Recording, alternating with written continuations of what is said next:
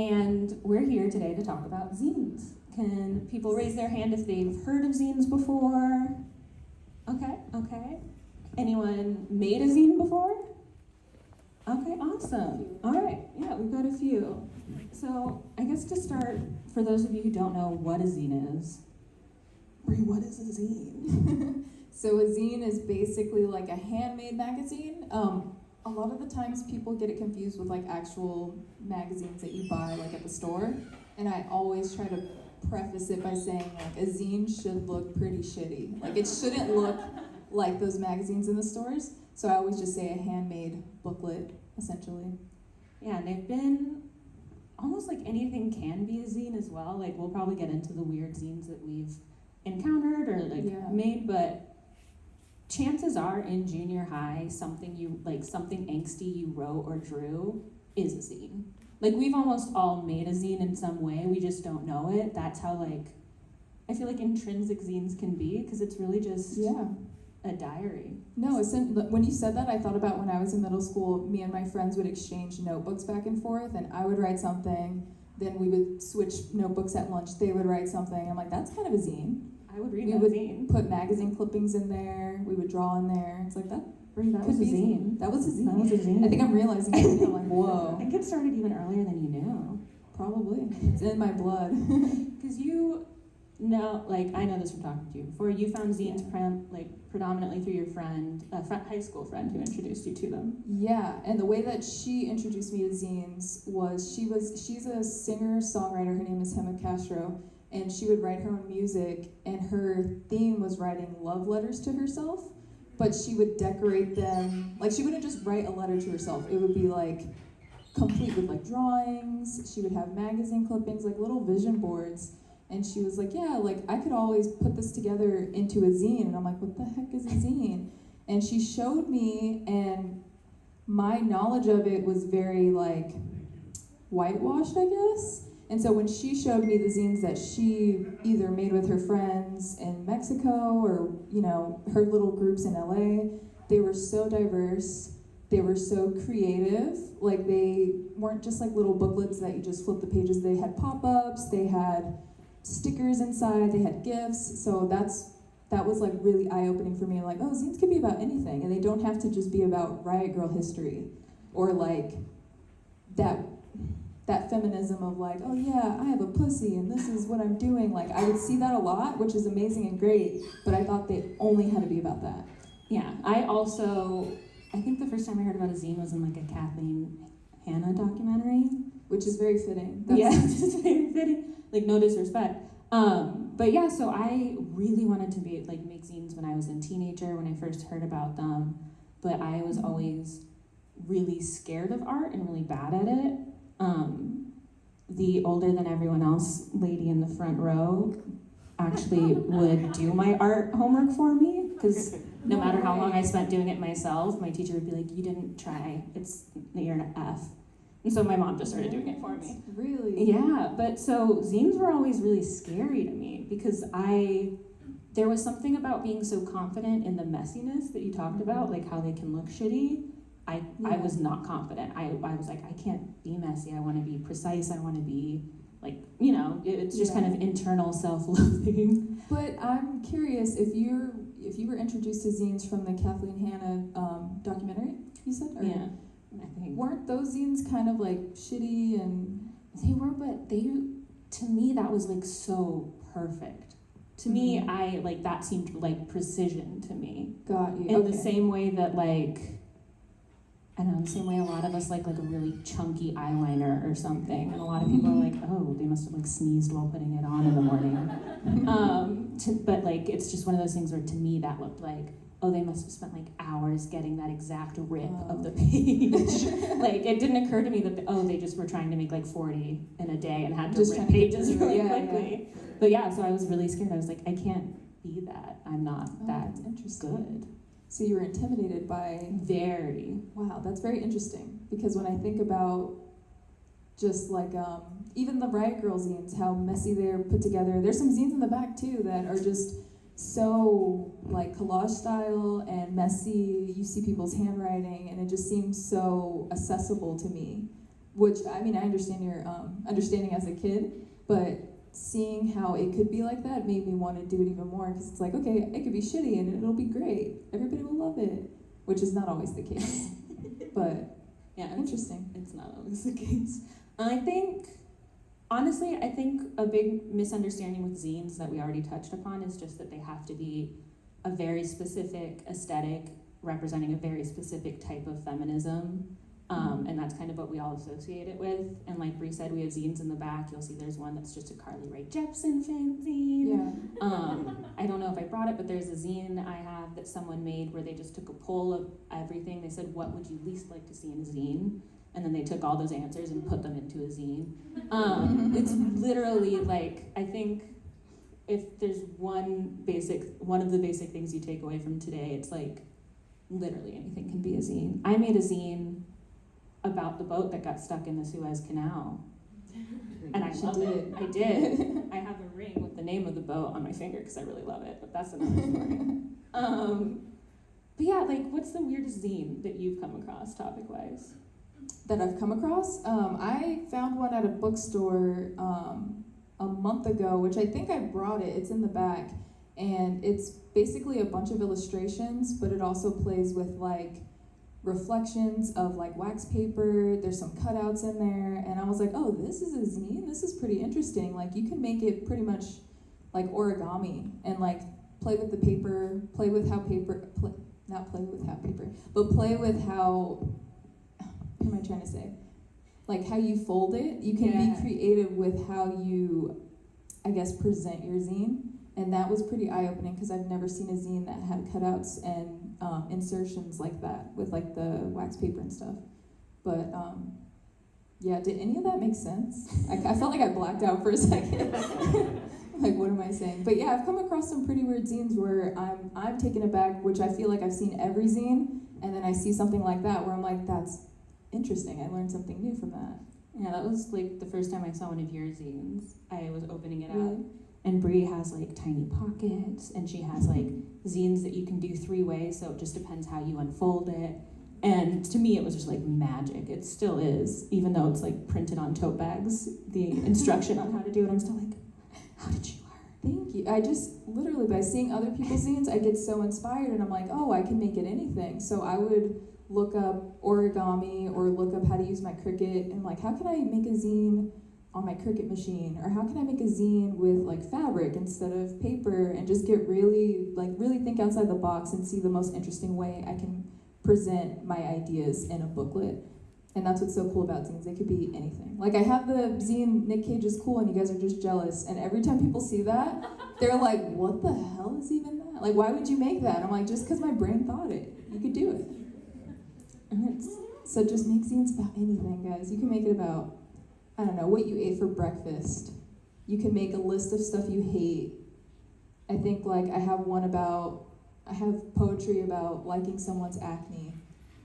Like, it could be anything. I like that. No, it really can, and that's something that, like, because when I started zines, I started almost 2 years ago, and I didn't even really know that it, like, I didn't feel right calling it a zine. I felt really, like, invasive doing that and saying that because I was creating a digital medium.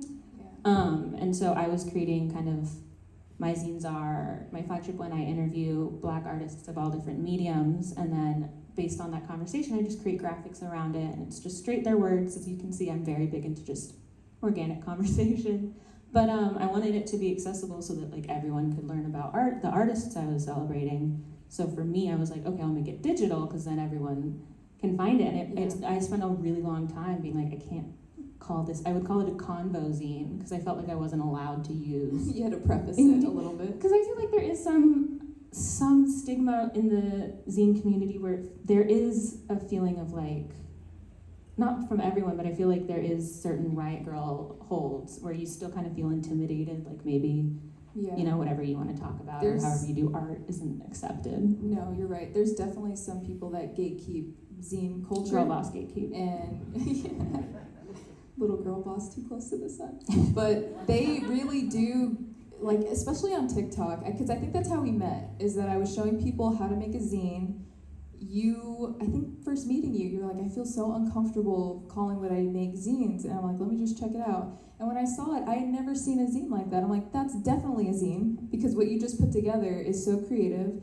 Like, I don't know if you guys have seen Mallory's zines, but they're like laminated, they have a key ring on it, so they're not bound like you would see a typical booklet, like with staples. They're just like free pieces of like laminated paper that you put a hole punch in the corner and just put a keychain on it. I'm like, that's really creative. That's definitely a zine. I wanted it to be like a poster, so you could just like hang it on your wall. Oh, you could totally take them apart like Like that. with 17 magazines, if anyone had like those magazines when you were I was kids. obsessed. Yeah. That was how I got all my posters. Nice. Or- But yeah, I thought the way that you approached your interviews, I thought the way you put it together was super unique, because I had never seen a zine like that before. But just because like when I see things put together in that way, where information is being shared or art is being shared, that to me is a zine. Like, there doesn't have to be a weird rule, or I don't know. Yeah. That goes back to the gatekeeping thing. It pissed me off so much where I'm like, let me just go on TikTok and show people how to make zines so they can make it about whatever they want. And a lot of the comments would be that. They'd be like, oh, I didn't know you could do it like that. I thought you had to do it like this. And then those gatekeeping people would come in and be like, no, you do have to do it like that. I'm like, no, you don't. And like fighting about what a zine is. And I'm like, there shouldn't be any restrictions to it, because like you said, there's so much diversity in it. And look at the table back there. There's so many kinds of zines. And yeah. And it should be accessible to everybody. No, it's definitely like, I blanked on what I was gonna say. I do that all the time. I like make eye contact with someone and I'm like, whoa, I'm a person. Like, I'm being perceived right now. I know. Noelle's makeup's really pretty, and I keep staring, getting lost in like the blue eyeshadow. It is really pretty. But with zines, yeah, the digital thing really threw me off, but once I got comfortable into it, which is like predominantly because of your attitude of like making zines for everyone, it really is like so zines, the reason why I'm like struggling to describe them is because they really are anything, and like the term itself is before the 90s. I think it was like the 40s and the 50s science fiction, sci-fi fan fiction was kind of where it started, fan magazines. But even before then, zines are basically just any published kind of subversive thing that's just doing something that the mainstream isn't. Yeah. And maybe that means you're talking about like your favorite pop singer in a rhetoric that isn't, sexist, or isn't, maybe it's just as like what the magazines are doing, but you're doing it in your own way. And I think that's also very important for people to remember, is that like it's also okay if it looks like something else. But as long as you're doing it from like your own place, I think that's what the magic of zines is that, especially because of how they've like been made, they're so down to each individual edition sometimes. Yeah. But yeah, like I remember my train of thought now, guys, don't worry. But so before the 50s, it's like even back to when the printing press was created, as soon as people were able to get their own printing presses, like that was a zine, whatever they were making and sharing with their friends. Like we've been doing it for so long. Yeah.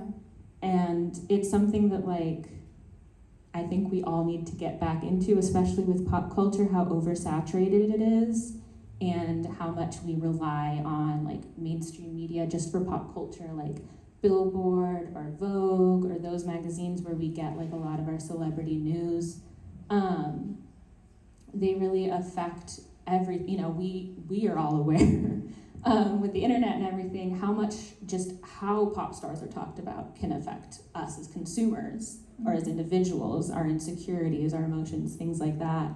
And so the tool of being able to just talk about anything in a rhetoric outside of what's already available, you get to read something that isn't edited by someone who, is putting in a specific kind of like structure or format, or I've never done a zine bibliography.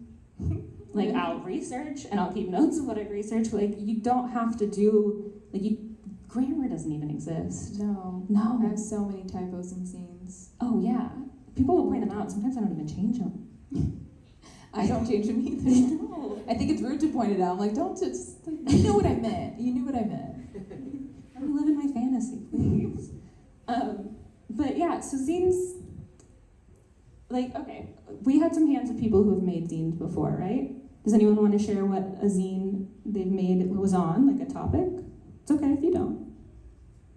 No? Okay. Yeah, go ahead. I made a zine of all of my high school boyfriends and rating them. I love that. I'm stealing that idea. I want to do that. I think everybody should do it. I think we should all meet up at a cafe sometime this week, and we'll just do one big one. It's just going to call out a lot of people. I love That's a that. good one. I love that, yeah. How did you come up with that idea?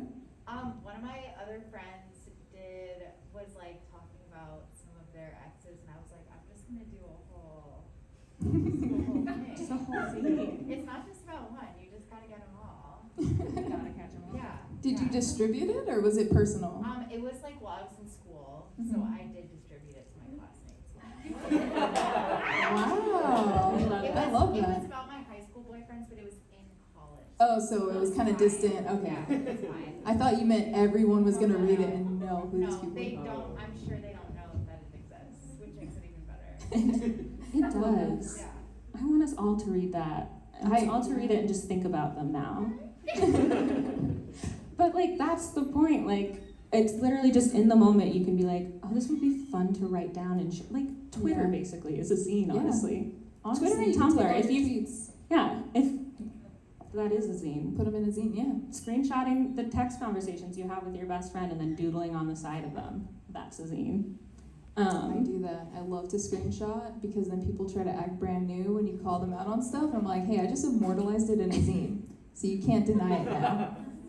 That's true. So you can do that. You can take screenshots and put it in there. Thinking about your zines, I would not want to be some people who are called out in them, very validly. Sometimes I regret. I'm like, okay, maybe I said too much, but that's what zines are for me, you know? It's a form of self-expression.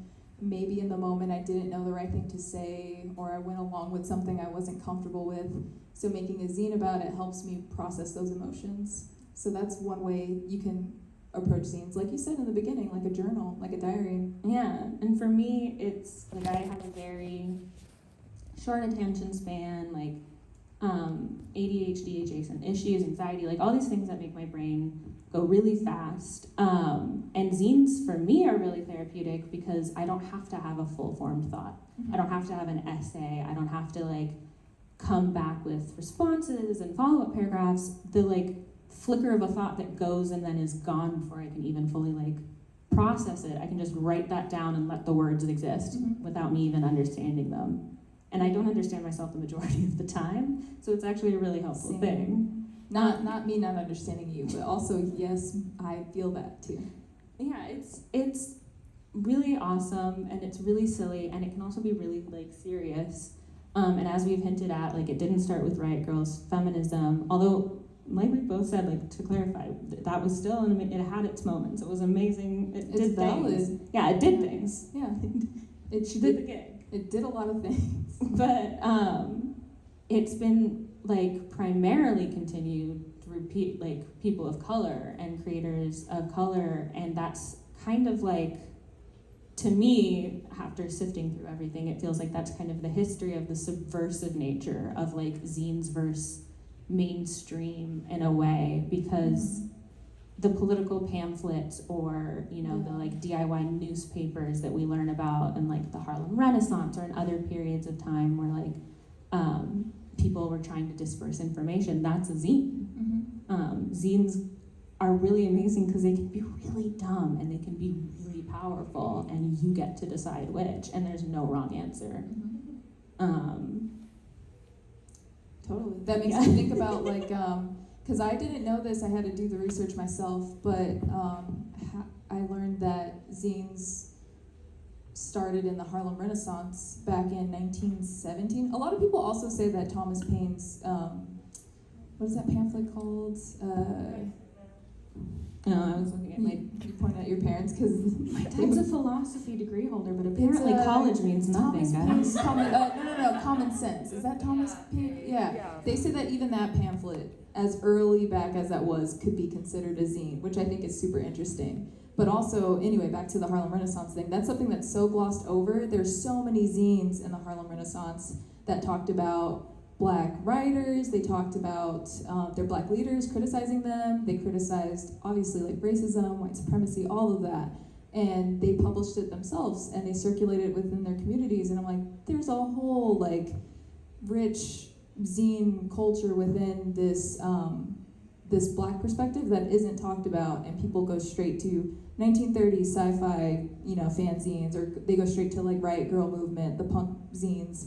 And so when I learned all of that, that really inspired me to make zines even more and share with everyone. So like you said, the intimidation of like, oh, I don't know if I could do that. It's like, look at where it began. Like, look at what these people were up against, and they were making zines. They were sharing their ideas. They were sharing their art. So I think that's super interesting when people talk about Riot Girl. I'm like, a little part of me is like, oh, I want to bring up 1970, the first Black zine that came out. They did it all themselves. It's like super interesting. What was it called? It was called Liberty. It's in my that zine that I made. I forget the exact name of it, but it had a lot of. Now I'm gonna pull out. You can pull out the Google function? Because I did the wrong thing. Because I want to be able to share the name because it's online too. I read it. It's really big. It's like a huge collection of like almost like comic books. So they released them in editions like that, and they would talk about. At that time, what was it? Oh, Black literature. They were writing their own little like stories and stuff. Let's see. So the first one in 1917 was called The Messenger, and it was a political and literary zine that Black people and Black writers made. And then in 1926, they had Fire, devoted to younger Negro artists, and that was that had like Langston Hughes in it and Zora Neale Hurston. And when I learned all of that, I'm like, dude, I wasn't taught that. Or when people talk about zines, I never hear about Black zinesters at all, and that made me super interested in it. Because they're not really addressed in history classes as zines. Because I'm sure a lot of us learned about like pamphlets or different kind of publications, but they were never referred to as zines. They were kind of always, I feel like, used whatever term was popular in the mainstream at that time. So if they were like, articles or whatever the synonym would be. But I think the intimidation is definitely there, and I think that it's important for like white zinesters like myself to recognize that it didn't start with us 100%, just like we need to do in every facet of our lives. But I think especially holding a space in the zine community is really important because we don't acknowledge how much those zines from marginalized communities truly did change history.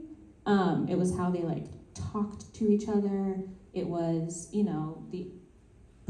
the majority of how marginalized art got published. Like, these people weren't being represented in the mainstream, as I've said, but like that's all of us at this point. In the sense that we've all got something that we're fighting against. Mm-hmm. And joining this community, you get the tools and you get people in your life who are going to help you fight that and who are also going to call you out on making sure you're helping them fight their own things. And I think that's something that's really awesome about, like, because we interact, this sounds weird, we interact with a lot of, like, zine teams. This sounds so weird. A lot of kids, but it's because, like you said, the junior high thing, being in middle school, that's when you're first kind of figuring yourself out, your expression, your anything like sexual identity. And I feel like a lot of these teenagers look to us as the older, like, oh, you guys are in your 20s still making zines? I could do that. And kind of showing them like, yeah, just keep at it. And you could keep making zines for as long as you want, I guess. Yeah, I feel so old. Like once you said zine teens, I was like, oh. I know. When I do zine exchanges, I'll like get it back and I'll read someone and be like, I'm 14 now, and I'm like, I wish I was like that when I was 14. Dude, I did a zine trade with someone in Denmark, and I was reading through her essays, and she was like, yeah, my 12th birthday's coming up, and I was like, was I allowed to should I be talking to her at all? Like, what did we just do? It felt so uncomfortable, but her zine was, for her age, very well put together. You're seeing how she's processing who she is as a person. You're seeing how she's kind of discovering her sexuality, like all of that at such a young age, and being able to express that through writing. Very unique, very cool, and it inspired me. It's like, wow, a 12-year-old taught me something, even though that I probably won't do a zine trade with a child again. It just felt very, I was like, man, what does her parents think? This is weird. But yeah, it's very interesting. It's really, like, it sounds so cheesy, but it gives me hope because, like, No, it does. if you read these zines by these, like, high schoolers and younger, they're addressing things that, like, I didn't even self-address until I was 18, and they're calling people out for it. No, totally. They're really brave. Yeah, just a shout out to Gen Zers. I don't think there's anyone in here. I can't tell. I'm really bad at gauging people, but just a quiet shout out to them. But yeah, like I'm trying to think of how to word this best. I can't, so I'm gonna ditch that question. But with your experience because Bree has done some comedy in your life, some stand-up. Like, is there a difference when you're writing a stand-up set versus a zine? Or could you could make a stand-up set that you write into a zine, right? Totally. Like, I think the difference with writing for stand-up and making a zine is with the zine I'm being way more vulnerable. As weird as that sounds, because a lot of people assume you're about to go on stage and you're making jokes about your life. There's still some kind of mask there because you're trying to make people laugh. But with the zine, I don't care if you laugh at it. Like, when you experience it, you're on your own. I'm not there with you. And I want it to be as authentic as possible so I feel understood, or to make someone else feel understood. And they're like, oh, someone else went through this. But with comedy, it was more of just like, how can I turn my trauma into something funny so I don't have to cry? But the zine was like, you know what, you can cry. Like, you can make it as vulnerable as you want, and it's fine because it's like immortalized in this book that someone can take with them and read it later or whatever, but a stand-up set is more just like in the moment. And that's why I ended up ditching it too, because it felt very, it felt like I was escaping something, like trying to get away from those dark parts of myself. And I was like, no, let me do shadow work. Let me like really try to improve who I am as a person so I don't keep going down these weird rabbit holes of depression, which is always there. But the comedy really like was just a Band-Aid for it. Where the zines I felt was like medicine. It was helping, and I was learning about myself. So if that makes sense. Yeah, but I also did incorporate the zines in my stand-up. That's when I was starting to leave. I was like leaning more towards zines. I would go up on stage and show people my zines, or like it somehow incorporate it, and I felt like my comedy was getting better like that, and I was like, oh, maybe I don't need comedy, maybe I just can do my own thing with the zines and with art. And I felt like I started to improve as a person. Because I don't know if I'm sure you know some comedians, a lot of them aren't good people. And I wasn't a good I only person. know white male ones, so I don't have any good experiences. No, I did it for 3 years, and everyone I met was crappy, and I was too. I was not my best self. I was really indulging in that lifestyle, which is, I'm not trying to say all comedians are bad, but the ones I was interacting with and myself, it was like the shittiest time of my life. So I'm like, okay, I want to be a better person. How can I do that? Oh, just take myself out of this situation. But yeah, it is a different approach for sure. Making a zine and writing a set for stand-up. And then, because we've talked about like your perception of humor and a zine. She and I did a zine together, so that's where some of the foundation's coming. And like how you process comedy with your autism, and then I'm wondering now, how does that like then play when you're writing it? Because as you were explaining it now, I'm realizing that's going to be two different experience. Like when you're, discussing and talking out loud and you have the chance to kind of read people's faces and stuff, versus when you're just doing solo work. Do you find do you ever like worry about being misinterpreted or? Yeah, all the time. That's with writing or even stuff like this, because being on the spectrum, I do realize that I can't always read people. So I don't know how to say it. I just try the best I can. I used to get really caught up in it, and I'm like, people are not going to understand me, or they're gonna think I'm a bitch, or if I say it with this tone, I have to like change how I interact with people, I have to mask, I have to do all this, and it was making me more depressed. It was making me more upset with myself. So I ended up just being like, you know what, I'm just gonna write this thing, make this zine, put it out there, and however people perceive it is not my problem. But I felt like the people that did understand would be more relatable to me anyway. Like that kind of thing of like, put it out there, they'll come, or like you'll attract what belongs to you. Yeah. I started having that mindset because being on the spectrum, because I wasn't diagnosed until I was 25, and I'm 27 now.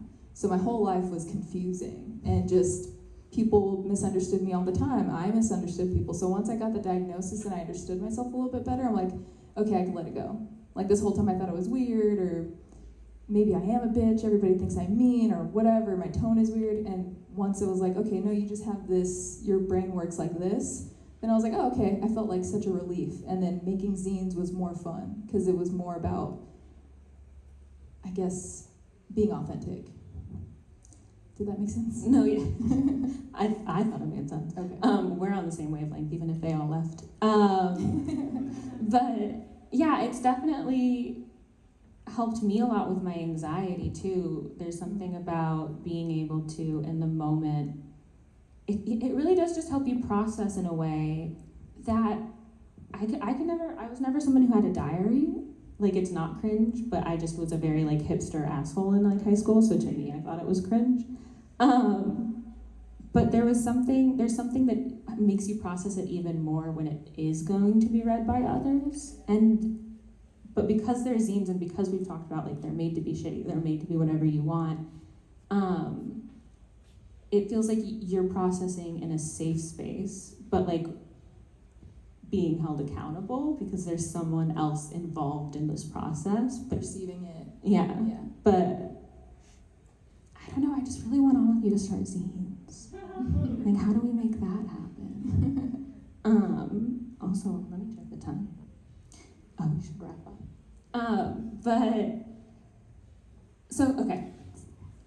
With zines, someone's here, they want to walk out the store and they want to start making a zine. And we'll show you in a second, or we'll go over there and you can show the magic 8-panel folding technique. But someone wants to leave, and it's, you know, the issue of writer's block. We don't know how to start, it's blank. How would you recommend someone just start with a zine? I usually, when people ask me that question, I'm like, okay, everybody loves something, everybody hates something.